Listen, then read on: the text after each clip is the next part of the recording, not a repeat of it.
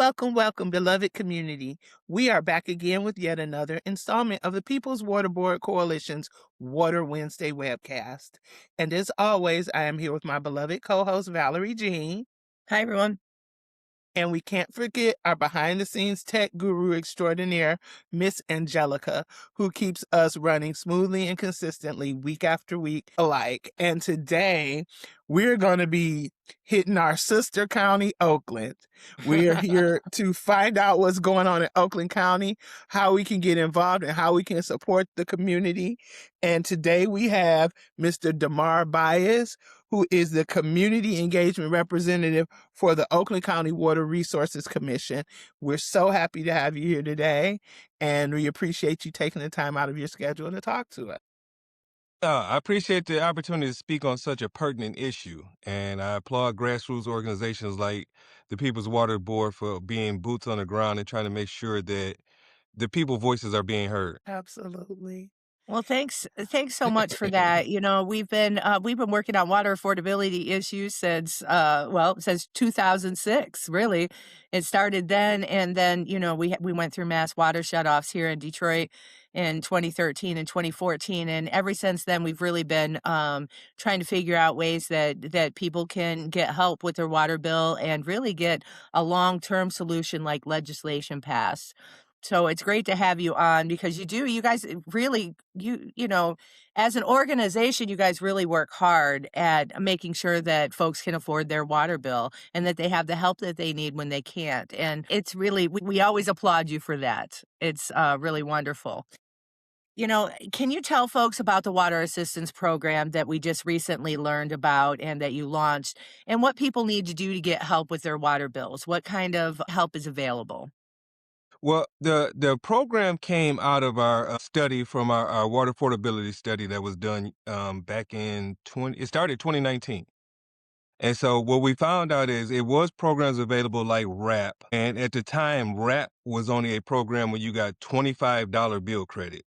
And so to get people to disclose information and submit all these documentations, and they saying, well, I only get $25 was kind of like pulling teeth. So we went back to the drawing board with the Great Lakes Water Authority and we gave some of our suggestions and ideas. And luckily they agreed. Now the RAP program is now an income contingent program. So it's a sliding scale based on how much assistance you can receive based off your income and household size. And so it makes a great difference in people getting monthly bill credits. And then they're only responsible to pay the difference. And you can do that program for up to 2 years. Our senior community is called Rapfinity. They can stay on every year. They just have to validate their income. Okay. And so with that, you can get the monthly bill credit. And then also there's a plumbing assistance portion along with that. But the caveat is we realize that there are some people that are working still and have income who still need help. And so we went back to the drawing board and right now we want to change the name because we want it to have a stigma to it. So we called it a hardship assistance program. And so we're looking at revamping and calling it our emergency relief fund. And so Words those who are matter, yes, like Yeah. that's, and anybody can go through hardship, right? yes. It feels like everybody's just like one flat tire or car repair away from not being able to make their ends meet. And that's people working, that Yeah. have, a decent income all the way to people who struggle every day to make their ends meet. Yes. So, and that was one of the things I saw because I was previously only designated to do water affordability. So I met with a lot of community organizations. I met with a lot of seniors who are on fixed incomes. And that was the thing of, hey, I worked my entire life. Yeah. I'm on a pension. And yes, it looks like a decent number on paper, but when you add all the bills and everything into it, I'm still having need for assistance. And so that's when we came up with the programming. And now that program goes from 200 to 300% of the FPL or the federal poverty level. And so it targets the ALICE population, which is our working people who still may need that extra push. Exactly. So the basis of the program is you can still get up to 3 months payments for your current bill. You can get the plumbing assistance, or you can get your arrearages paid. It is a $2,000 cap, and it's on a first come, first served basis. Now, the good thing about this program is both programs are initiated by United Way of Southeastern Michigan. And so when you contact them for water assistance, the first goal is to potentially get them into RAP. But like I said, because RAP is a 2-year program, so they can get some more long range assistance if needed. Now, if you don't meet the income guidelines of RAP, then now we have our emergency relief fund where we can tap in and still help them get out of that tough spot. Yeah, and just so folks know, we're talking about Oakland County residents, Correct. Yes. although the RAP Yeah. program looks very different in other places throughout Michigan.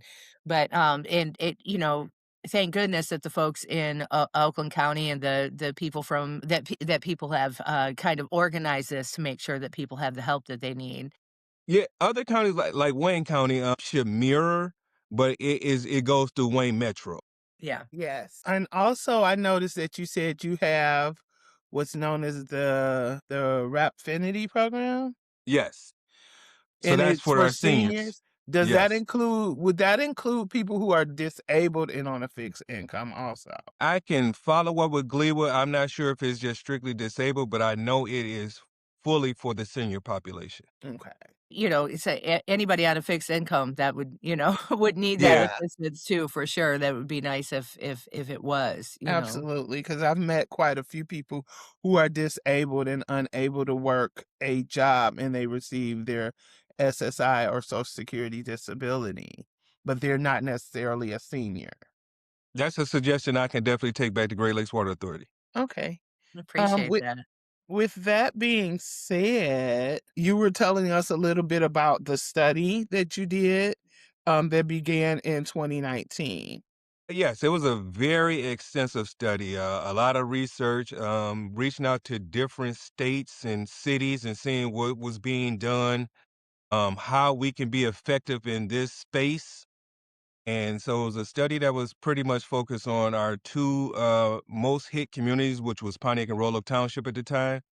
And so we developed a water coalition. And so we had residents, we had stakeholders, and we all sat on these calls and discussed what needed to happen. And so that's how we got to change with the RAP program because we saw the need and the people voices were being heard that, hey, we need more than $25. Yeah. Yeah. Uh, I'm very familiar with both of those communities. I have family members that lived in both of those communities most of okay. my life and some that still do. I was very interested in knowing what you learned from that experience and what policy changes do you feel need to be made to make water just more affordable for the communities as a whole? What we learned is status quo and business as usual didn't work. So out of that, we developed what's called our people first policy. And that's why we put our goal into zero shutoffs or as minimal as possible so we can make sure that people have the most essential need, which is water. And so it was Absolutely. definitely a learning process. It was a lot of listening and intense conversation at times and how people didn't understand. We don't build water as a revenue mechanism. Water is built to create the system in place to make sure that people have quality water. So all of the things that they pay in a bill goes back to infrastructure and making sure that we're giving them a quality product. It is not a revenue generating source.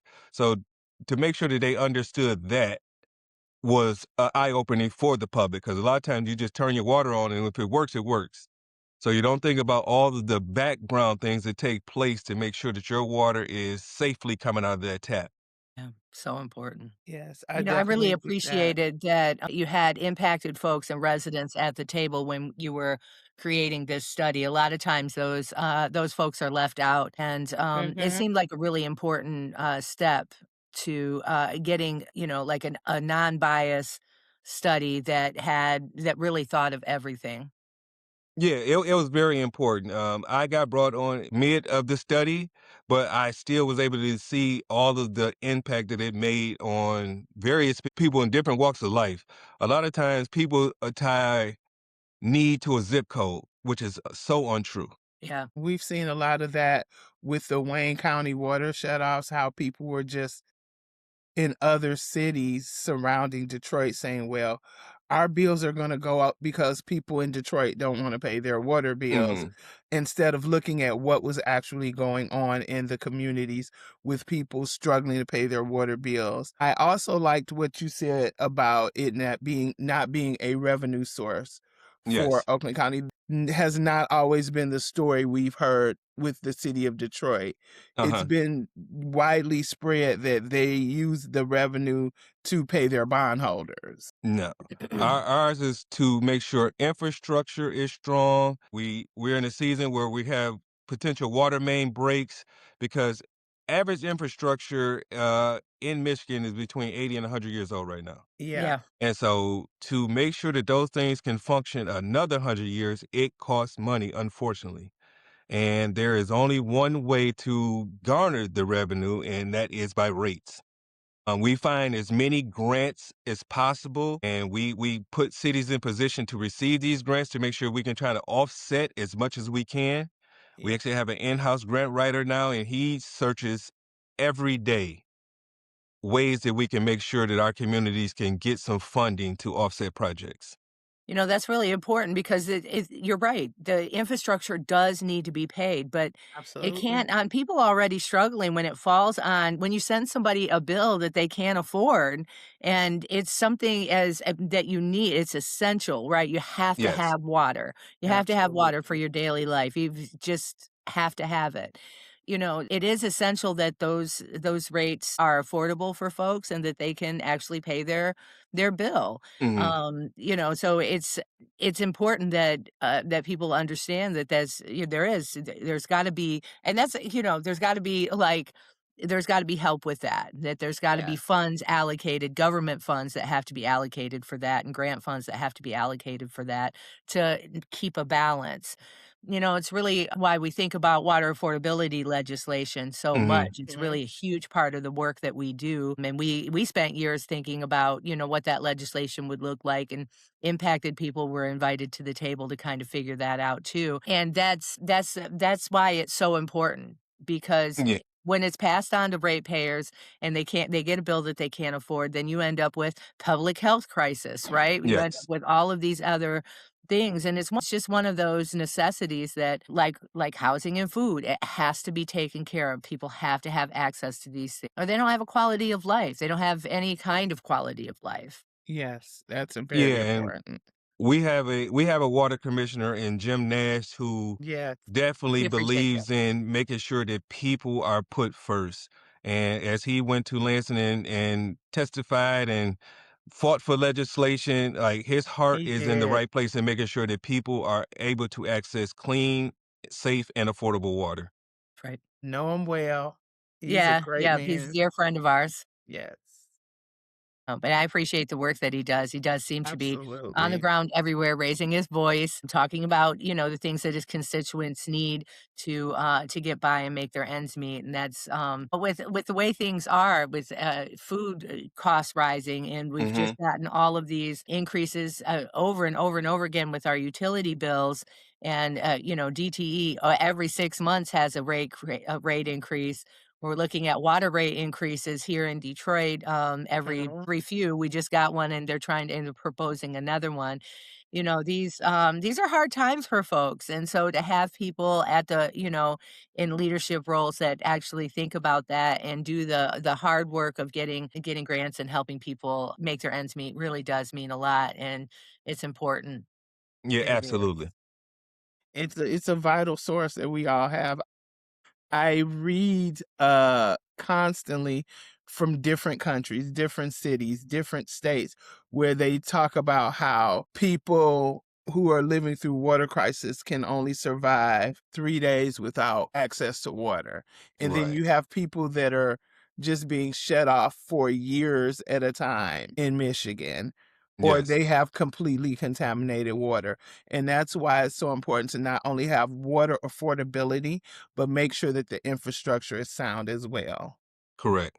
Yeah, it has to be done. This is great, and folks, we're going to put all of the information for this water assistance in Oakland County in the box below, so that in the comments and box below, so that folks can go and check that out and get the help that they need. Yes. Do you have any final thoughts, Tamar, on, things that people need to know about? Only thing, like I said, I really hope legislation can see the need, the same way they see that the energy need is available, and that we can get some collaborative efforts because a statewide affordability program would be huge for Michigan. Huge. It It It would would would. be a save people's huge, it would lives. be a huge push. We would be the first in the country to do it, and why not They us?